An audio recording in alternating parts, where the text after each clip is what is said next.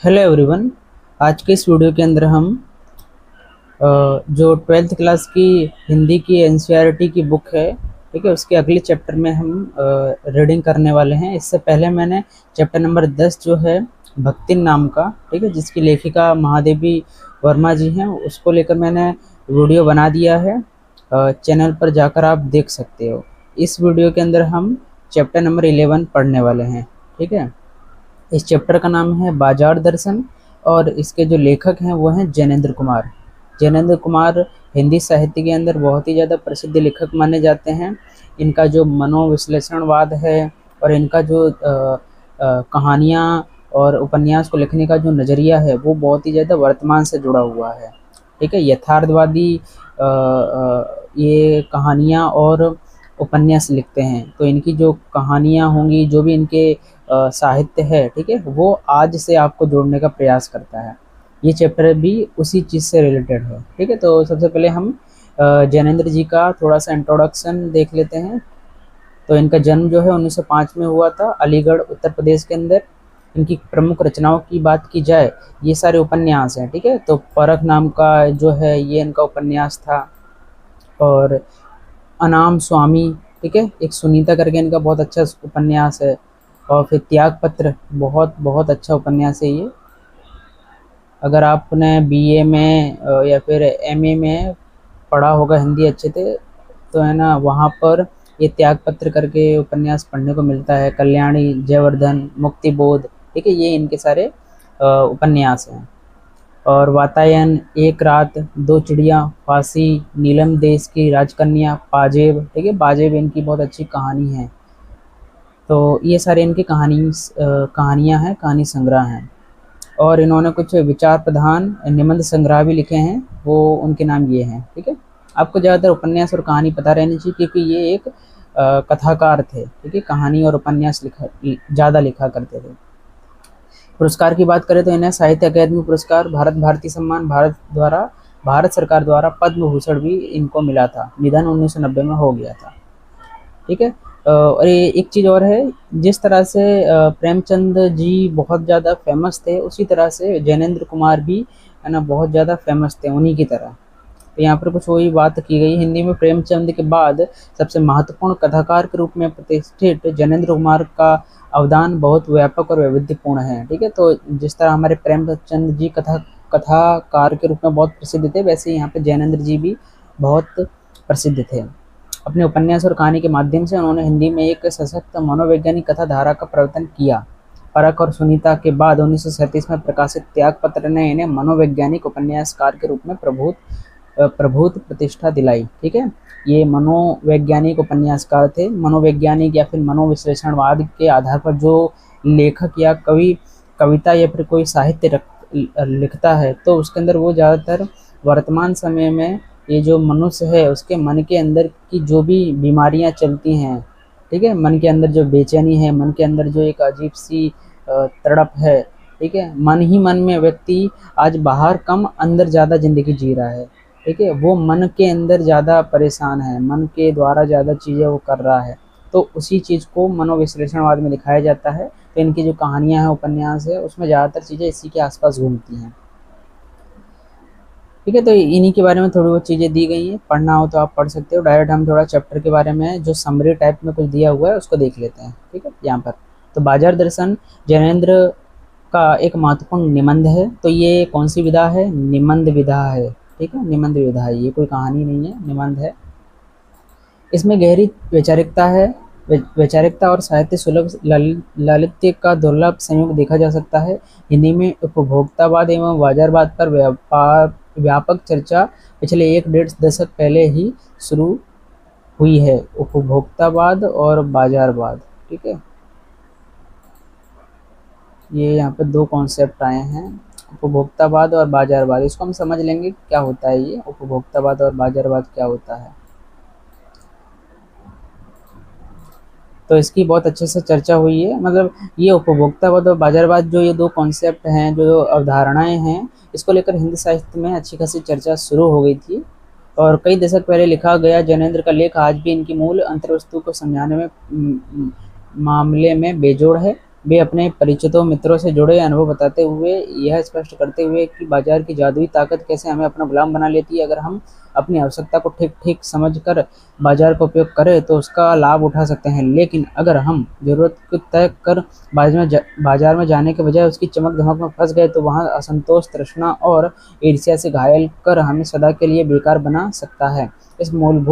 इस मूल भाव का जैनेंद्र कुमार ने भांति भांति से समझाने की कोशिश की है, कहीं दार्शनिक अंदाज में तो कहीं किस्सों की तरह। इसी क्रम में केवल बाजार का पोषण करने वाले अर्थशास्त्र को उन्होंने अनीति शास्त्र बताया है। ठीक है, तो सबसे पहले हम देख लेते हैं कि उपभोक्तावाद और बाजारवाद क्या होता है। देखो, उपभोग यानी होता है आप किसी चीज को कंज्यूम करते हो, ठीक है, खाना आप उसका उपयोग कर रहे हो। तो उपभोक्तावाद एक वर्तमान समय में, ठीक है, वर्तमान युग में एक वो अवधारणा है जो बताती है कि जो मनुष्य है वो ज़रूरत से ज़्यादा ही उपभोग कर रहा है। कोई व्यक्ति है, उसका काम एक जोड़ी जूते के अंदर चल सकता है, परंतु वो 10 जोड़ी जूते खरीद के ला के रख देता है। ठीक है, अब सोच के देखो ये क्या है, ये जो 9 जोड़ी जो नए जूते आए हैं ये उपभोक्तावाद की कैटेगरी के अंदर आएंगे। उस व्यक्ति का जीवन एक जोड़ी जूते में भी चल सकता था, और ये सिर्फ जूतों को लेकर नहीं है। हम खासकर हम जो आज के मनुष्य हैं वो हमारे जीवन में इस तरह से सामान, लकड़ी, कपड़े लत्ते या फिर चीज़ वस्तु भी इतना भरते चले जा रहे हैं कि उसका कोई अंत नहीं है। ठीक है, उपभोग करते ही चले जा रहे हैं, और इसके बदले में फिर हो क्या रहा है, उसके बदले में फिर हमारी जो पृथ्वी है उसका विनाश होता चला जा रहा है।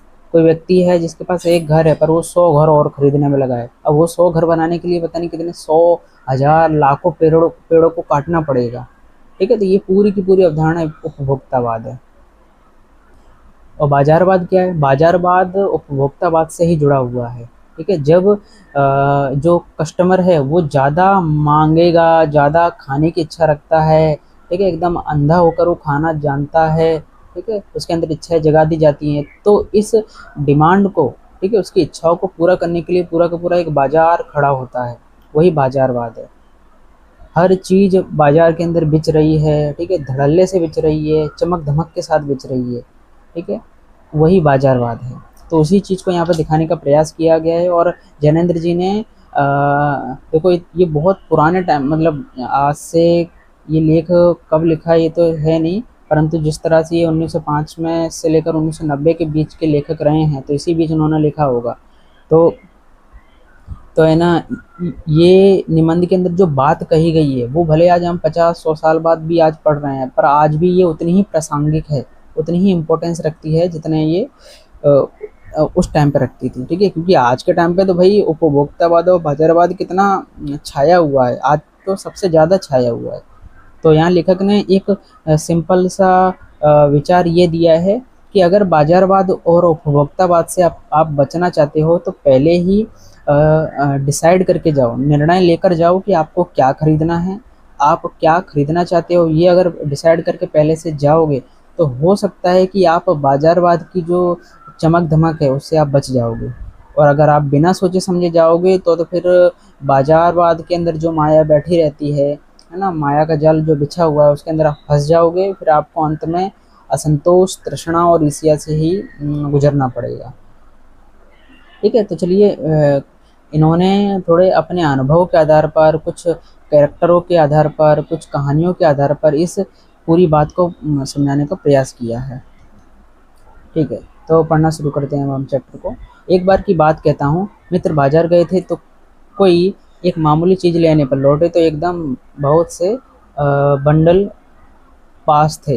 मैंने कहा ये क्या है? बोले यह जो साथ थी। उनका आशय था कि यह पत्नी की महिमा है, उस महिमा का मैं कायल हूँ। आदिकाल से इस विषय में पति से पत्नी की ही प्रमुखता प्रमाणित है, और यह व्यक्तित्व का प्रश्न नहीं, अस्तित्व का प्रश्न है। स्त्री माया न जोड़े तो क्या मैं जोड़ूं? फिर भी सच सच है, और यह है कि इस बात में पत्नी की ओट ली जाती है। मूल में एक और तत्व की महिमा सविशेष है, वह तत्व है मनी बैग, अर्थात पैसे की गर्मी या एनर्जी। ठीक है, तो यहाँ पर बात इस पैराग्राफ में, यहाँ तक पैराग्राफ में बात ये कही जा रही है। लेखक ने एक अपने दोस्त की कहानी बताते हुए कहा था कि एक बार वो बाजार गए थे एक छोटी सी चीज़ लेने, परंतु एकदम बोरा भर के उठा लाए वो सामान का, अब लेखक पूछते हैं भाई ये क्या उठा लाए, तो वही सूचित करते हुए बोलते हैं कि ये हमारी पत्नी साहिबा जो हमारे साथ थी, इन्होंने पूरा का पूरा, ठीक है, बोलते हैं ना कि वाइफ जो होती है वो शॉपिंग के लिए बहुत ज़्यादा फेमस रहती है, उसे शॉपिंग करना बहुत पसंद रहता है। वो पति का जो पॉकेट होता है उसको खाली करवाने में एक्सपर्ट होती है। तो कुछ उसी तरह की बात यहाँ पर कही गई है। परंतु लेखक बोलते हैं, बोले ये सब तो ठीक है, वैसे तो इन सब चीज़ के पीछे एक तत्व की मेन भूमिका होती है, वो है मनी बैग, ठीक है, यानी पैसे की गर्मी। पैसा पावर है, पर उसके सबूत में आसपास माल टाल ना जमा हो तो क्या है, वह खाक पावर है। पैसे को देखने के लिए बैंक हिसाब देखिए, पर माल असाब मकान कोठी तो अनदेखे भी देखते हैं। पैसे की उस परचेसिंग पावर के प्रयोग में ही पावर का रस है, ठीक है। तो मनी पावर होता है ना, मनी के अंदर पावर होता है, पैसे के अंदर पावर होता है। वो पावर भी कब दिखेगा, जब उस पैसे के बदले में आप चीज़ वस्तु खरीद सकते हो, तभी वो उस मनी के अंदर पावर है, ठीक है, वो चीज़ बताई जा रही है। लेकिन नहीं, लोग संयमी भी होते हैं, वे फिजूल सामान को फिजूल समझते हैं, वे पैसा बहाते नहीं हैं और बुद्धिमान होते हैं। बुद्धि और संयम पूर्वक वह पैसे को जोड़ते जाते हैं। वह पैसे की पावर को इतना निश्चय समझते हैं कि उसके प्रयोग की परीक्षा उन्हें दरकार नहीं है। बस खुद पैसे के जुड़ा होने पर उनका मन गर्व से भरा फूला रहता है, ठीक है। और यहाँ पर लिखा गया वो दूसरे प्रकार के लोगों की बात कर रहे हैं कि भाई कुछ लोग होते हैं जो संयमी होते हैं, वो फिजूल खर्चे नहीं करते हैं, वो फिजूल खर्चे को समझते हैं। उन्हें अंतर पता रहता है कि सही खर्चा क्या है और गलत खर्चा क्या है, ठीक है। वो पैसे को जोड़ते हैं और हाँ, उस जुड़े हुए पैसे को लेकर वो थोड़ा बहुत है ना गर्व से मतलब अपने आप को अच्छा फील कराते हैं कि भाई मेरे पास इतना पैसा है, ठीक है। एक ये टाइप के लोग होते हैं। अब मित्र ने सामने मनी बैग फैला दिया, कहा ये देखिए सब उड़ गया, अब जो रेल टिकट के लिए भी बचा हो, ठीक है। अब उनके जो दोस्त गए थे भाई पूरा खर्चा करके आ गए, इवन रेल टिकट के लिए भी पैसा नहीं बचा इनके पास। मैंने तब तय माना कि और पैसा होता और सामान आता। वह सामान ज़रूरत की तरफ देखकर नहीं आया, अपनी परचेसिंग पावर के अनुपात में आया है। परचेसिंग पावर ये होती है कि आप कितना खरीद सकते हो। 100 रुपये है तो 100 रुपये का ही तुम परचेसिंग पावर रखते हो, वहाँ 100 का ही खरीदोगे आप। परंतु अगर आपकी परचेसिंग पावर कम है तो आप कम खरीदोगे। लेकिन ठहरिए, इस सिलसिले में एक और भी महत्व का तत्व है जिसे नहीं भूलना चाहिए। इसका भी इस कर्तव्य में बहुत कुछ हाथ है, और महत्व है बाजार। मैंने कहा यह इतना कुछ नाहक ले आए, ठीक है। तो लेखक आगे ये बोल रहे हैं कि देखो, आप बाजार जाते हो तो आपके पास कितना पैसा है इससे डिसाइड होता है कि आप कितना खरीदोगे, ठीक है। एक तो ये चीज़ है, पर लेखक बोले एक और चीज़, और इस पूरे जो कर्तव्य है, ये पूरा का पूरा जो माया का जाल है, इसमें एक और चीज़ है जो अपना पूरा भाग अपना योगदान देती है, वो है बाजार, ठीक है। बाजार किस तरह से क्या करता है इसके बारे में चर्चा होगी। तो मित्र बोले कुछ ना पूछो, बाजार है कि शैतान की जाल, ऐसा सजा सजा कर माल रखते हैं कि भैया ही हो जा जो ना फंसे, ठीक है। तो लेखक के मित्र कह रहे हैं कि भाई बाजार नहीं, ये शैतान का जाल है, ठीक है। इस तरह से चीज़ों को दिखाते हैं, इस तरह से सजा के रखते हैं कि कोई भी इस जाल के अंदर फंस ही जाता है। मैंने मन में ही कहा ठीक, बाजार आमंत्रित करता है कि आओ मुझे लूटो और लूटो, सब भूल जाओ, मुझे देखो, मेरा रूप और किसके लिए है, मैं तुम्हारे लिए हूँ। नहीं कुछ चाहते हो तो देखने में क्या हर्ज है। अजी आओ भी, इस आमंत्रण में यह खूबी है कि आग्रह नहीं है, आग्रह तिरस्कार जगाता है, ठीक है। तो लेखक यहाँ ये बोल रहे हैं कि एक बात बताओ, ये बाजार को तुम जो बोल रहे हो कि ये शैतान होता है, पहले तो ये बताओ क्या बाजार खुद बोलता है कि आओ मुझे लूटो और खुद भी लूटो, ठीक है, मुझे देखो मैं कितना अच्छा हूँ, क्या ये सब वो बाजार चिल्लाता है, बोलता है क्या? लेकिन ऊंचे बाजार का आमंत्रण मूक होता है और उससे चाह जगती है। चाह मतलब अभाव। चौक बाजार में खड़े होकर आदमी को लगने लगता है कि उसके अपने पास काफ़ी नहीं है, और चाहिए और चाहिए। मेरे यहाँ कितना परिमित है और यहाँ कितना अतुलित है, ओह, ठीक है। तो लेखक अब यहाँ पर क्या बताना चाह रहे हैं कि देखो बाजार में होता क्या है कि जो बड़े बाजार होते हैं ना, वो शांति से, मुंह किया नहीं होता, शांति से चुपचाप आपके अंदर कुछ करते हैं। करते क्या हैं, वो आपके अंदर एक इच्छा जगाते हैं, चाह जगाते हैं, ठीक है। आपको एक चीज़ महसूस कराते हैं कि आपके अंदर कुछ कम है, आपके घर पे कोई चीज़ कम है, ठीक है। इस तरह का एक अभाव जगता है। और जब बीच बाजार में कोई व्यक्ति खड़ा रहता है, तब उससे फिर लगता है कि नहीं यार, कुछ कमी है, चलो उसको पूरा किया जाए। और ये बाजार पूरा भरा भरा है और उसके पास चीज़ें उतनी नहीं है, तो चलो यहाँ से खरीदते हुए चलते हैं। इस तरह का पूरा एक प्रोसेस चलता है बाजार में जाने पर। कोई अपने को ना जाने तो बाजार का यह चौक उसे कमाना से विकल बना छोड़े। विकल क्यों? पागल, असंतोष, तृष्णा और इसे ईर्ष्या से घायल कर मनुष्य को सदा के लिए यह बेकार बना डाल सकता है, ठीक है। वही जिसके पास अगर पैसा ना हो और फिर वो व्यक्ति अगर ऐसे बाजार में घुस जाता है और उसके अंदर अगर समझ नहीं है, अंधा व्यक्ति है ना, अंदर से अंधा है वो, तो पक्का उसके पास परचेसिंग पावर तो है नहीं, और ऊपर से ऐसी इच्छाएं उठ रही हैं। फिर उसके अंदर जो चीज़ें होती हैं, असंतोष, तृष्णा, ईर्ष्या, ठीक है, परेशान हो जाता है व्यक्ति। होता है ना, हम जब बेरोजगार होते हैं तो उस टाइम पे हमारे पास जेब में तो पैसा नहीं होता है, पर कभी दिवाली पर, कोई त्यौहार पे जब हम मार्केट जाते हैं तो देखो फिर कैसा लगता है, खरीद सकते नहीं है और कितना प्यारा भी लग रहा है बाजार। तब उस टाइम पे कितना बेकार लगता है, फिर हमें लगता है कि नहीं यार, पॉकेट भरी होनी चाहिए, तभी मज़ा आता है बाजार जाने में। इससे इस तरह की बातें करते हैं हम। एक बार मित्र की बात है ना, एक और मित्र की बात है। अब यहाँ ये देखो, एक दोस्त की कहानी बता दी, अब लेखक दूसरे दोस्त की एक कहानी के थ्रू समझाना चाह रहे हैं यहाँ पर। तो वह दोपहर के पहले के गए गए बाजार से कहीं शाम को वापस आए, आए तो खाली हाथ, ठीक है। तो ये जो दूसरे दोस्त है, ये गए थे दोपहर में और शाम को ये वापस आते हैं। ये देखो, ये फोटो में दिखा रहा है कि सोचो ये जो व्यक्ति है ये बाजार में देखकर बोल रहा है, मतलब मॉल गया होगा तो वहीं देखकर हमें लग रहा है, ये बोल रहा है कि मन तो करता है कि सब कुछ खरीद लूँ, खरीद डालूँ, ठीक है। ये होता है सच में। मैं भी कभी मॉल जाता हूँ, कोई मॉल से सामान खरीदने जब जा रहे हैं तो खरीदने पहले तो लिस्ट बना के लाते हैं कि ये खरीदेंगे, पर सच में खरीदते टाइम भी लगता है कि चलो ये भी रख लो, वो भी रख लो। मन करता है पूरा जो सुपर मार्केट है उसी को उठा ले चलो। सोचो कैसी भूख, कैसा शैतान जगता होगा हमारे अंदर। अब मैंने पूछा कहाँ रहे? बोले बाजार देखते रहे। मैंने कहा बाजार देखते क्या रहे? बोले क्यों बाजार? तब मैंने कहा लाए तो कुछ नहीं। बोले हाँ, पर यह समझ नहीं आता था कि ना लूँ तो क्या, सभी कुछ तो लेने की जी जी कर रहा, जी होता था। कुछ लेने का मतलब था से सब कुछ छोड़ देना, और मैं कुछ नहीं छोड़ना चाहता था, इससे मैं कुछ भी नहीं ले सका। बोलो, ऐसा भी सच में होता है। हम गए हैं जूते लेने और वो इतने जूते दिखा देता है कि हमारे जूते लेने का मन ही निकल जाता है। मन तो करता है सारे जूते ले जाओ, और एक ले लिया तो मन फिर सोचेगा कि यार इनको क्यों छोड़ रहे हैं। तो यही स्थिति इसके साथ हुई है कि गया तो कुछ लेने, सब पसंद आ रहा था, एक लेगा तो आधे और चीज़ें छूट देंगे, इसलिए उसने डिसाइड किया कुछ भी नहीं लेंगे।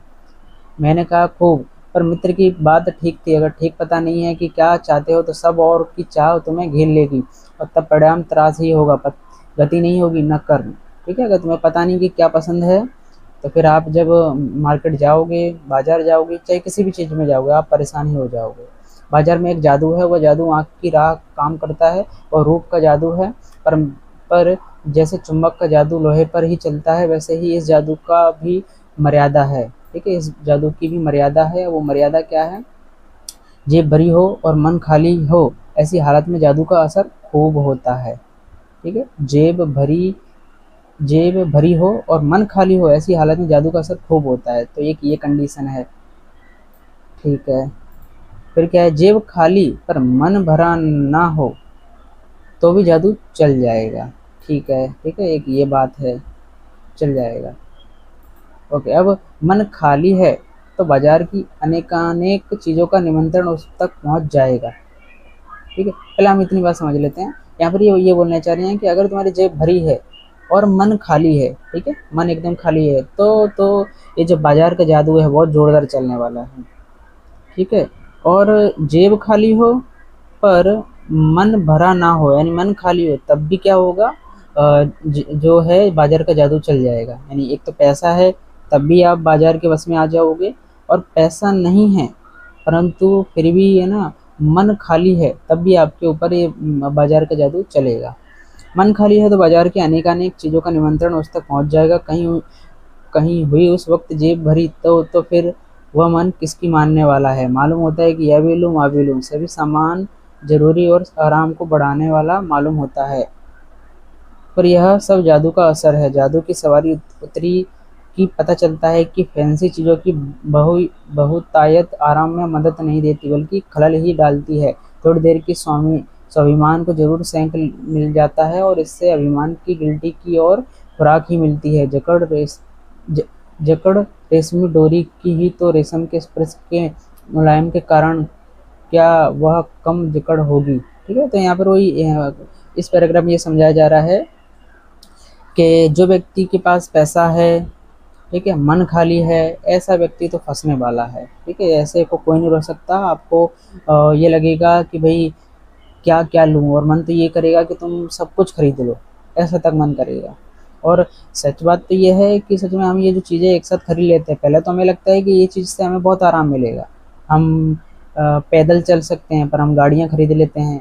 आप टू व्हीलर से ज़िंदगी चल सकती है, पर फोर व्हीलर ले लेंगे। फोर व्हीलर से भी चल सकती है भाई, कोई फिर ज़्यादा पैसा आ जाता है। मैंने एक न्यूज़ सुनी थी कि दिल्ली के अंदर अभी कोई एनसीआर में हाईवे प्रोजेक्ट निकल रहा होगा, तो फिर बहुत से किसानों की ज़मीनें बहुत अच्छे खासे भाव में गई। तो एक किसान को 15 करोड़ मिला, तो भाई उसने खुश होकर सीधे जेट खरीद लिया, प्राइवेट जेट खरीद लिया खुद के लिए। अब सोचो उसकी कैसी भूख होगी। ठीक है, तो इस तरह से चीज़ें होती हैं और हमें मिलता कुछ नहीं है। वो जो आराम हमें मिल भी रहा है ना, वो एक टाइम के लिए हमें अच्छा लगता है कि हाँ आराम मिला है, पर एक टाइम के बाद वो आराम हमारे लिए हराम बन जाता है, ज़िंदगी बर्बाद हो जाती है व्यक्तियों की। ठीक है, चलो आगे देखते हैं। पर उस जादू की जकड़ से बचने का एक सीधा सा उपाय है, वह यह है कि बाजार जाओ तो खाली मन ना हो। ठीक है, तो उपाय क्या है? उपाय यह है कि बाजार जाओ तो खाली मन ना हो। मन खाली हो तब बाजार ना जाओ, ये भी सही है। कहते हैं लू में जाना हो तो पानी पीकर जाना चाहिए, पानी भीतर हो तो लू का लूपन व्यर्थ हो जाता है। मन लक्ष्य से भरा हो तो बाजार भी फैला का फैला ही रह जाएगा। तब वह घाव बिल्कुल दे नहीं सकेगा, बल्कि कुछ आनंद ही देगा। तब बाजार तुमसे कृतार्थ होगा, क्योंकि तुम कुछ ना कुछ सच्चा लाभ उसे दोगे। बाजार की असली कृतार्थता है आवश्यकता के समय काम आना। ठीक है, तो लेखक जी यहाँ पर ये बोलना चाह रहे हैं कि अगर आप बाजार के इस माया जाल से बचना चाहते हो, तो हमेशा एक ये नियम याद रखो कि जब भी बाजार जाओ तो मन खाली नहीं होना चाहिए, और जब मन खाली हो तब बाजार मत जाओ। ठीक है, मन खाली यानी तुम अभी ढंग से डिसाइड ही नहीं कर पाए हो कि क्या करना, क्या खरीदना है, तब तक आपको जाना नहीं है। ठीक है, तो एक उदाहरण से ये समझा रहे हैं कि अगर जब अब हमें लू जब लू चल रही होती है, तो उस टाइम पे अगर आप पानी पीकर जाते हो, पानी पीना यानी यहाँ पर आप पहले से डिसाइड करके जा रहे हो। ठीक है, तो पानी पीकर जाते हो तो लू आपको छू नहीं पाती है। तो ऐसे ही अगर आप पहले से सोच के जाओगे कि बाजार में क्या खरीदना है, तो आपको बाजार कभी गलत तरीके से यूज़ नहीं करेगा। ऊपर से बाजार का आप सही से यूज़ कर पाओगे, बाजार को आप सही में लाभ देकर जाओगे। और सच में बाजार की यही इम्पोर्टेंस है कि वो आपके तब काम आए जब आपको सच में ज़रूरत है, कोई सामान की ज़रूरत है, तब आप उसका यूज़ करो। यहाँ एक अंतर चिन्ह लेना बहुत ज़रूरी है। मन खाली नहीं रहना चाहिए, इसका मतलब यह नहीं है कि वह मन बंद रहना चाहिए। जो बंद हो जाएगा वो शून्य हो जाएगा। शून्य होने का अधिकार बस परमात्मा का है, जो सनातन भाव से संपूर्ण है, से सब अपूर्ण है। इससे मन बंद नहीं कर रह सकता। सब इच्छाओं का निरोध कर लोगे ये झूठ है, और अगर इच्छा निरोध तपह का ऐसा ही नकारात्मक अर्थ हो तो वह तप झूठ है। वैसे तप का राह रेगिस्तान को जाती होगी, मोक्ष की राह वहाँ नहीं है। ठीक है, तो यहाँ पे थोड़ा बहुत ये बताया जा रहा है कि मन को शांत करके या फिर मन को खाली ना रखकर ये सब जो बातें कही जा रही है ना, इसका मतलब ये नहीं है कि मन को बंद कर लेना है, मन को शांत कर लेना है ना, बंद मन के जाना है। तो ऐसी चीज़ें हम नहीं कर सकते, मनुष्य कभी कर ही नहीं सकता है, ये तो सिर्फ परमात्मा ही कर सकते हैं। तो करना क्या है देखते हैं आगे। तो ठाट देकर मन को बंद कर रखना जड़ता है। लोभ यह जीतना नहीं है कि जहाँ लोभ होता है यानी मन में, वहाँ नकार हो। यह तो लोभ की ही जीत है और आदमी की हार। आंख अपनी फोड़ डाली तब लोभनीय के दर्शन से बचे तो क्या हुआ, ऐसे क्या लोभ मिट जाएगा। और कौन कहता है कि आँख फूटने पर रूप दिखना बंद हो जाएगा? क्या आँख बंद करके ही हम सपने नहीं लेते हैं, और वे सपने क्या चैन भंग नहीं करते हैं? इससे मन को बंद कर डालने की कोशिश तो अच्छी नहीं है, ठीक है। तो यहाँ पे भी बोला जा रहा है कि आप मन को बंद करके बाजार जाओ, ऐसा कोई यहाँ पे मतलब नहीं है। बस आप क्लियर रहने चाहिए, आपका मन खुला ही रहना चाहिए, बस आपके मन के अंदर सही से पहले से निर्णय होना चाहिए, ठीक है, डिसाइड रहना चाहिए कि आप क्या खरीदना चाहते हो। नहीं तो उदाहरण से बंद मन से जाना, यानी यहाँ पर एक उदाहरण से ये बताया गया है कि भाई हम कभी कभी जब आंखें बंद करके सो रहे होते हैं, तो सोते समय भी हमारे मन में कभी कभी जो कुछ घटनाएं घटती हैं, हम उससे तक डर जाते हैं, ठीक है। तो सोच के देखो, जो अ, बंद मन में व्यक्ति अगर कोई डिसाइड करेगा, कोई चीज़ें करेगा, तो वो उसके जीवन को घातक साबित होंगी, ये भी तो हो सकता है ना।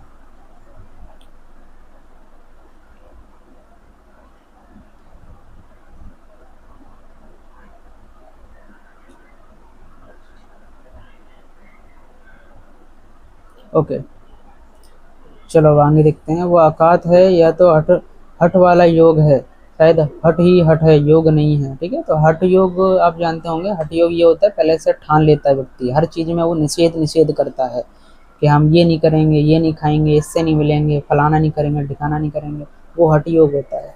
तो हठ हठ ही हठ है, इसमें योग जैसा कुछ भी नहीं है। तो इससे मन कृश भले हो जाए और पीला और असक्त जैसे विद्वान का ज्ञान या मुक्त ऐसे नहीं होता। इससे वह व्यापक की जगह संकीर्ण और विराट की जगह क्षुद्र होता है। इसलिए उसका रोम रोम मूंद कर बंद तो मन को करना नहीं चाहिए। वह मन पूर्ण कब है?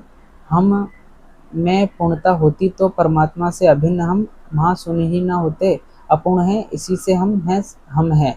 सच्चा ज्ञान सदा ही इस अपूर्णता के बोध को हम में गहरा करता है, ठीक है। तो यहाँ पर ये बोला जा रहा है कि कोई भी व्यक्ति मन को नियंत्रण पाके, मन को बंद करके, ठीक है, महाशून्य हो जाएगा। पर और यहाँ पर एक बात कही गई है कि मन बंद या फिर ये मन पर जीतना तो सिर्फ परमात्मा कर सकता है। और अगर हम ये सब होते, हमारे अंदर अगर पूर्णता होती, पूर्णता यानी कंप्लीट, हमारे अंदर कोई कमी ना हो, तो फिर हम भगवान से अलग ही क्यों होते? फिर तो हमारा जो कैरेक्टर है वो तो फिर भगवान से मैच करता, ठीक है। परंतु हम मनुष्य इसलिए हैं क्योंकि हमारे अंदर अपूर्णता है।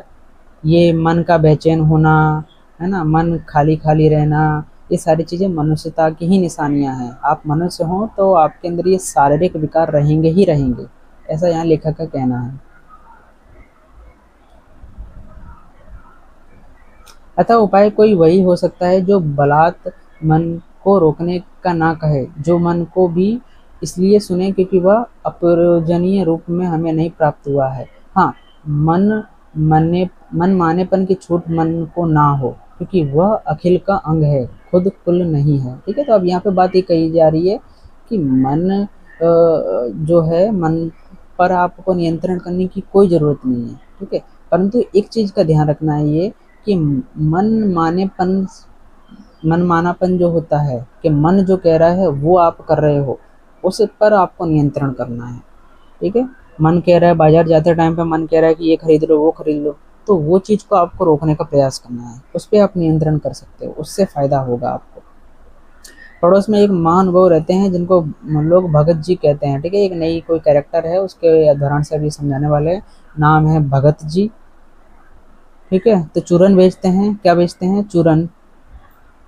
पड़ोस में रहते हैं, नाम है भगत जी कहते हैं, काम क्या करते हैं? चूरन बेचते हैं।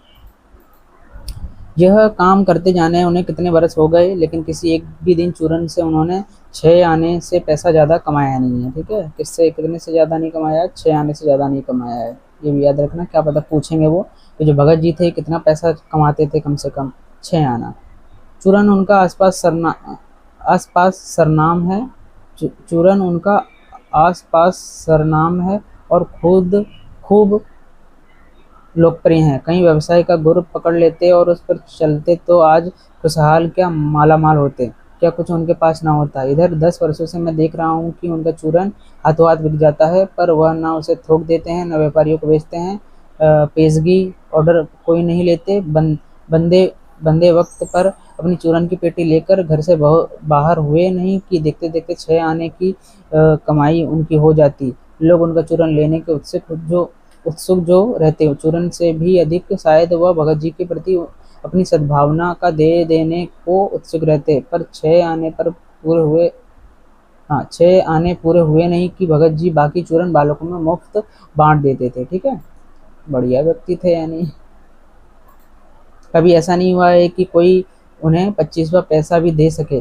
कभी चूरन में लापरवाही नहीं हुई है और कभी रोग होता भी है उन्हें ये नहीं देखा है। ठीक है, तो यहाँ पर भगत जी की स्टोरी ये है कि बंदा 6 आना ही कमाता है, चूरन बेचते हैं, चूरन की जो जो भी डिब्बियाँ हैं, जो भी पैकेट है, वो अगर 6 आने जितना बिच गया, उसके बाद जो माल बचता था वो बच्चों में बांट देते थे। ठीक है, और इन्होंने कभी भी ऐसा नहीं किया कि भाई थोक में किसी को एक साथ बहुत सारा बेच दिया और आराम से भाई अपनी खुद की कंपनी खड़ी कर दी, माला माल हो गए। ऐसा कुछ भी नहीं चुना उन्होंने, सीधा सा जीवन जीते हैं। ठीक है, एक निश्चित और मन के अंदर देखो ये खाली मन नहीं है, ये क्या है पहले से भरा हुआ मन है। और मतलब पहले से डिसाइड कर लिया उन्होंने कि 6 आने कमाना है, बस उससे ज़्यादा नहीं कमाना है। तो सच में जीवन में इस तरह का दर्शन होना चाहिए। आप पहले से डिसाइड कर लो कि हाँ भाई इतना तो कमाना है, इतना तो करना है, ये आप डिसाइड कर लोगे तो जीवन की जो राह है थोड़ी सी सरल हो जाती है।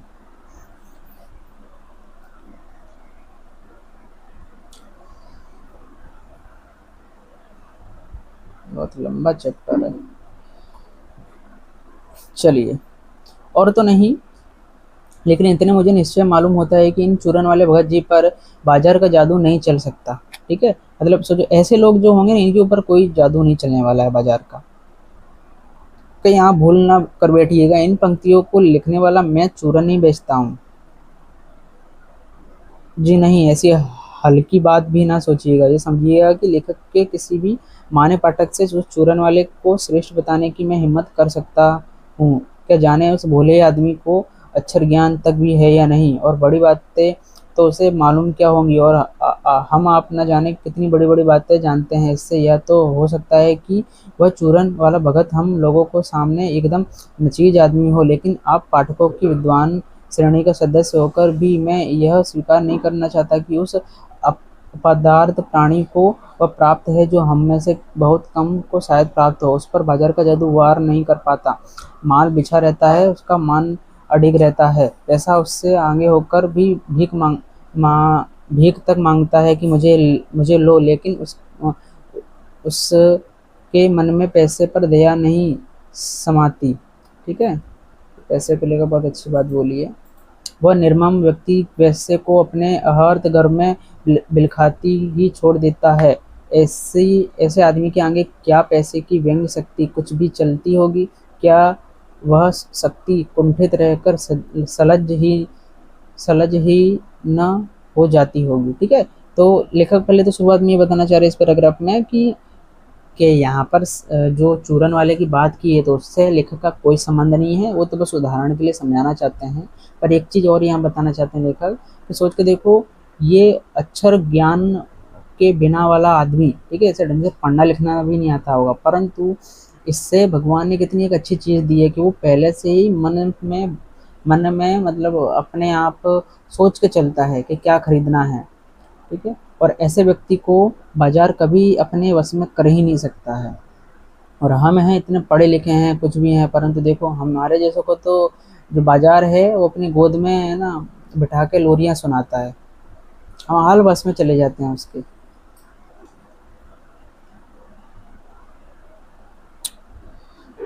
और ऊपर हमने पढ़ा कि भाई उसका 6 आना जितना बिक जाता है माल, उसके बाद तो वो उसके पास कोई अगर लाखों रुपए भी लेकर आएगा ना तब भी वो चूरन के डब्बे नहीं देगा। मतलब सोचो पैसा उसके सामने भीख मांग रहा है, ना कि उसे पैसे के लिए भीख मांगनी पड़ रही है। पैसे की व्यंग शक्ति की सुनिए, वह दारुण है। मैं पैदल चल रहा हूँ कि पास ही धूल उड़ती निकल गई मोटर। वाह क्या निकली मेरे कलेजे को कौंधती हुई, है ना, कौंधती एक कठिन व्यंग की लीक ही आर से पार हो गई, जैसे किसी ने आंखों में उंगली देकर दिखा दिया हो कि देखो उसका नाम है मोटर और तुम उससे वंचित हो। यह मुझे अपनी ऐसी विडंबना मालूम होती है कि बस पूछे नहीं। मैं सोचने को हो आता हूँ कि हाय ये ही माँ बाप रह गए थे जिनके यहाँ मैं जन्म लेने को था, क्यों ना मोटर वालों के यहाँ यहाँ हुआ। उस व्यंग में इतनी शक्ति है कि जरा मैं मुझे अपने सगों के प्रति कृतज्ञ कर सकती है। ठीक है, तो यहाँ पर पैसे की व्यंग शक्ति को लेकर लेखक जी बात बता रहे हैं कि वैसे पैसे के अंदर कितना पावर है, वो आपको कितना अंदर तक हिला देती है। ठीक है, उदाहरण में ये बता रहे हैं कि कभी हमारे सामने से कोई नवी गाड़ी निकल जाए, ठीक है, तो हम उसे देखते चले जाते हैं और वो गाड़ी ज़्यादा टाइम पे धूल उड़ाते हुए जाएगी और ऐसा लगता है शांति से वो कह गई है कि देख तेरे पास ये नहीं है और तू ऐसे बेकार घर में तूने जन्म लिया है। ठीक है, और हमारे अंदर एक अजीब सा विचार ये उठने लगता है, यार ये कहाँ हमने जन्म ले लिया, काश हमारा जन्म ऐसे अच्छे माँ बाप के यहाँ होता जो बड़ा घर बड़ी गाड़ी, ठीक है, हमें दे पाते। ऐसा होता है सच में बहुतों के मतलब हम जब हमारे अंदर समझ नहीं होती, खासकर उस टाइम पे हमें लगता है, स्कूल में भी लगता है कि यार ये व्यक्ति कितना मस्त टिफ़िन लाता है, कपड़े लाता है, मतलब कपड़े पहन के आता है, कितना ये चीज़ है उसके पास, वो चीज़ है, हमारे पास ये नहीं है। और भी हम जब कॉलेज में होते हैं तब भी हम इस तरह से तुलनाएं करते हैं। ठीक है, पैसे को लेकर तुलनाएं करते हैं और ये सब तब तक होती है आपके माइंड में, आपके मन में, जब तक आपके अंदर समझ नहीं है। जिस दिन समझ आ जाती है उस दिन ये सारी चीज़ें एकदम मिट जाती हैं आपके अंदर से। लेकिन क्या लोक बेहों की यह व्यंग शक्ति उस चूरन वाले अकिंचितकार मनुष्य के आगे चूर चूर होकर भी नहीं रह जाती? चूर चूर क्यों कहो, पानी पानी। ठीक है, मतलब यहाँ लिखा ये बोल रहे हैं कि सोचो हमारे जैसे जो हल्के टाइप के लोग हैं, कहने को पढ़े लिखे हैं हम, परंतु हम हल्के टाइप के लोग हैं, पर वो जो अनपढ़ व्यक्ति है, सोचो वो जो भगत जी हैं, क्या उसको वो जो पैसा है वो आकर्षित करता है? ठीक है, उसके सामने तो है ना चूर चूर पानी पानी हो जाता है पैसा। तो वह क्या बल है जो इस तीखे व्यंग्य के आगे ही अजय ही नहीं रहता, बल्कि मानो उस व्यंग्य की क्रूरता को ही पिघला देता है। उस बल को नाम जो दो, पर वह निश्चित उस तल की वस्तु नहीं है जहाँ पर संसारी वैभव फलता फूलता है। वो कुछ अपर जाति का तत्व है, लोग स्पिरिचुअल कहते हैं।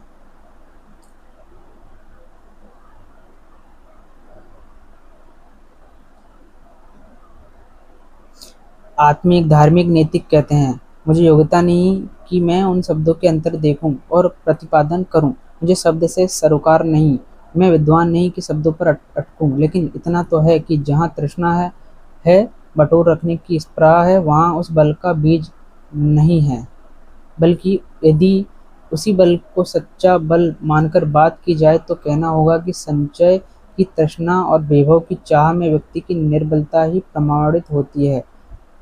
निर्बल ही धन की ओर झुकता है, वह अबलता है, वह मनुष्य पर धन की और चेतना पर जड़ की विजय है। ठीक है, तो यहाँ पे लेखक ये कहना चाह रहे हैं कि ये जो पैसे के तरफ जो व्यक्ति आकर्षित हो जाता है, पैसा जिसको अपने वश में कर लेता है, वो व्यक्ति निर्बल होता है, वो अंदर से कमजोर होता है। ठीक है, मन से कमजोर होता है। जो व्यक्ति मन से कमजोर है उसे पैसा अपना गुलाम आराम से बना लेगा। अब आगे ये चूरन वाले की कोई स्टोरी आगे चलेगी। एक बार चूरन वाले भगत जी बाजार चौक में दिख गए। मुझे देखते ही उन्होंने जय जय राम किया। ठीक है, तो क्या किया था? जय जय राम। मैंने भी जय राम कहा। उनकी आंखें बंद नहीं थी और ना उस समय वह बाजार को किसी भांति कोस रहे थे। मालूम होते थे, है ना, राह में बहुत लोग, बहुत बालक मिले जो भगत जी द्वारा पहचाने जाने के इच्छुक थे। भगत जी ने सबको ही हंस हंस कर पहचाना, सबका अभिवादन लिया, सबको अभिवादन किया। इससे तनिक भी यह नहीं कहा जा सकेगा कि चौक बाजार में होकर उनकी आंखें किसी भी काम कम खुली थी। ठीक है, तो देखो मतलब बाजार में हैं भगत जी, सबकी तरह आंखें खुली हुई हैं, ऐसा नहीं आंखें बंद हों, परंतु शांति से सबसे बात कर रहे हैं। कोई हेलो बोल रहा है तो वो भी हेलो बोल रहे हैं। लेकिन भौचक्के हो रहने की लाचारी उन्हें नहीं थी। व्यवहार में पसोपेश उन्हें नहीं थी और खोए से खड़े नहीं वह रह जाते थे। भांति भांति के बढ़िया माल से चौक भरा पड़ा है। उस सबके प्रति अप्रीति इस भगत के मन में नहीं है, जिससे उस समूचे माल के प्रति भी उनके मन में आशीर्वाद हो सकता है। ठीक है, तो वो मतलब लेखक यहाँ कह रहे हैं कि भगत जी बाजार में खड़े हैं तो उनकी आंखें भी बंद नहीं है, और ऐसा भी नहीं है कि वो बाजार को कुछ उल्टा सीधा कह रहे हैं कि देखो कितना सजा धजा के रखे हैं, कुछ भी नहीं। कुछ भी वहाँ जो माल है उसको लेकर भी वो कुछ उल्टा सीधा नहीं बोल रहे हैं। ऊपर से आशीर्वाद दे रहे हैं कि चलो अच्छा है, बाजार बहुत अच्छा लग रहा है, सबकी ज़रूरत का सामान रखा हुआ है। इस तरह के उनके विचार हैं। विद्रोह नहीं, प्रसन्नता ही भीतर है, क्योंकि कोई रिक्त भीतर नहीं है। देखता हूँ कि खुली आँख, तुष्ट और मग्न वह चौक बाजार में से चलते चले जाते हैं। ठीक है, एकदम कोई विरोध भी नहीं कर रहे हैं वो कि ये बाजार कितना बेकार है, सबको अपने वश में कर लेता है, कुछ भी नहीं बोल रहे हैं। ऊपर से अंदर से प्रसन्न हैं और अंदर से खाली भी नहीं है। ठीक है, शांति से बाजार में चलते चले जा रहे हैं। राह में बड़े बड़े फैंसी स्टोर पड़ते हैं, पर पड़े रह जाते हैं, कहीं भगत नहीं रुकते हैं। रुकते हैं तो एक छोटी सी पंसारी की दुकान, ठीक है, पंसारी यानी वो किराने की दुकान जो होती है, पंसारी की दुकान पर रुकते हैं। वहाँ दो चार अपने काम की चीज़ें ली और चल आते हैं। बाजार में हट पूर्वक विमुखता उनमें नहीं है, लेकिन अगर उन्हें जीरा और काला नमक चाहिए तो सारे चौक बाजार की सत्ता उनके लिए तभी तक है, तभी तक उपयोगी है जब तक वहाँ जीरा मिलता है।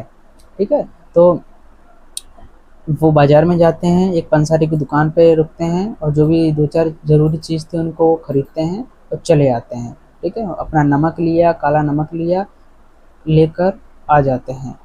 जैसे ही वो उनकी ज़रूरत की चीज़ें का जो उनको खरीदना था वो पूरा हो जाता है, उसके बाद बाजार की कोई भी वस्तु, कोई भी बाजार का जो बाजार में बेचने वाला जो दुकान का मालिक है वो उन्हें अपने वश में नहीं कर सकता। ठीक है, ऐसा लेखक कहना चाह रहे हैं। और ये खुद भी हमारे भी जीवन में होता है। अगर हम इस तरह से अपने जीवन में जीने लगे तो हमें भी कोई इस तरह से अपना गुलाम नहीं बना पाएगा। ठीक है, वहाँ दो चार अपने काम, ओके, फिर काम पहुँचे। ज़रूरत भर जीरा वहाँ से ले लिया, फिर सारा चौक उनके लिए आसानी से नहीं के बराबर हो जाता। वह जानते हैं कि जो उन्हें चाहिए वह है जीरा नमक। ठीक है, तो उन्हें क्या चाहिए था, वो जीरा और नमक चाहिए था, वो ही खरीदने के लिए पंसारी की दुकान पर गए थे, ये याद रखना है। बस इस निश्चित प्रतीति के बल पर से सब चांदनी चौक का आमंत्रण उन पर व्यर्थ होकर बिखरा रहता। चौक की चांदनी दाएं बाएं भूखी की भूखी फैली रह जाती, क्योंकि भगत जी को जीरा चाहिए तो कोने वाली पंसारी की दुकान में मिल जाता है और वहाँ से सहज भाव में ले लिया गया। इसके आगे आसपास अगर चांदनी बिछी रहती है तो बड़ी खुशी से बिछी रहे। भगत जी से बेचारी का कल्याण ही चाहते हैं, भगत जी से बेचारी का कल्याण ही चाहते हैं। ठीक है, तो भाई उन्होंने अपना जो जीरा नमक था ले लिया। उसके बाद पूरे चांदनी चौक में कितना भी चांदनी चमक रही हो उन्हें फ़र्क नहीं पड़ता। ठीक है, चांदनी अपने आप अपना चमकती रहे। ठीक है, ऊपर से वो कुछ ये भी नहीं कह रहे हैं कि ये ख़राब है, ये है, वो है। वो अपना काम कर रही है और भगत जी ने अपना काम कर लिया है, बस। ठीक है, ये कहना चाहते हैं लेखक यहाँ पर। आगे है, यहाँ मुझे ज्ञात होता है कि बाजार की सार्थकता भी वही मनुष्य देता है जो जानता है कि वह, है ना। अब यहाँ पर आपसे पूछा जा सकता है कि बाजार की सार्थकता कौन मनुष्य दे सकता है, तो उसके बारे में बात की जा रही है ना। बाजार की सार्थकता यानी होता है कि बाजार जिस चीज़ के लगा है ना, उस चीज़ को फलीभूत कौन कर सकता है, कौन व्यक्ति कर सकता है, मतलब बाजार का सही उपयोग कौन व्यक्ति कर सकता है, उसके बारे में यहाँ पर बताया जा रहा है।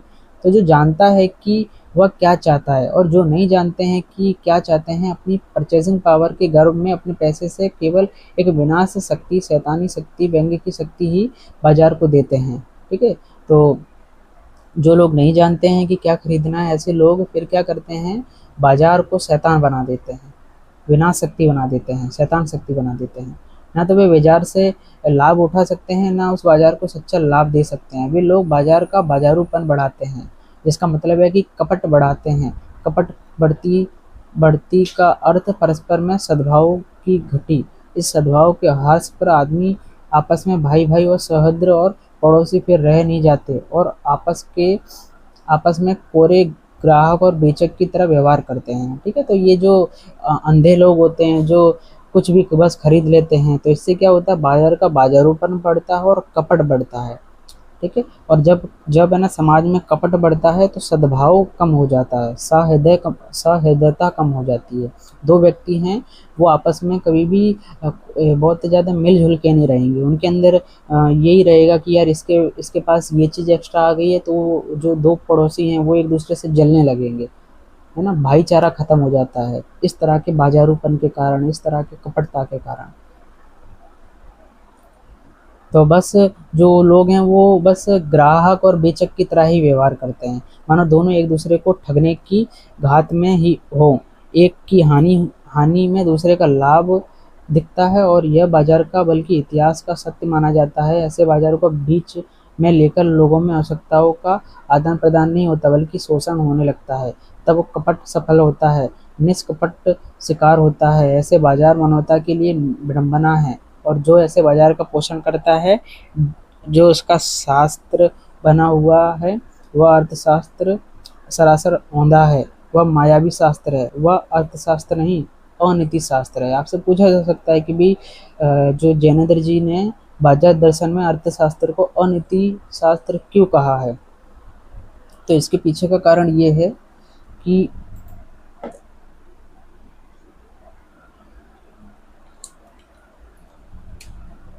इसके पीछे का कारण ये बताया गया है, यहाँ पर लेखक ने ये बताया है कि जब है ना बाजार के अंदर इस तरह से जो बिना समझ के जो व्यक्ति होते हैं, अंधे व्यक्ति जो होते हैं, वो बाजार के अंदर जब खरीदी करने के लिए पहुंच जाते हैं, ठीक है, तो उन्हें पता तो रहता नहीं कि क्या खरीदना है क्या नहीं खरीदना है, तो वो बाजार को गलत लाभ देते हैं, ठीक है, बाजार के अंदर कपटता पैदा करते हैं, जो दुकानदार है उसको उसको लालची बना देते हैं, और बाजार के अंदर बस फिर ज़रूरत का मतलब ज़रूरत को पूरा करने का भाव नहीं रहता, वो तो पर ये रहता है कि बस माल बेचो लाभ कमाओ, ठीक है, बस लालच और शोषण ही भरा रहता है ऐसे बाजार के अंदर, और इससे कपटता पैदा होती है, ठीक है। तो ये इसके अंदर जो कमाई हो रही है, जो अर्थशास्त्र चल रहा है, ये अर्थशास्त्र नहीं है, ये अनीति शास्त्र है, ये अनइथिकल है, ठीक है, ये गलत तरीके से बाजार चल रहा है।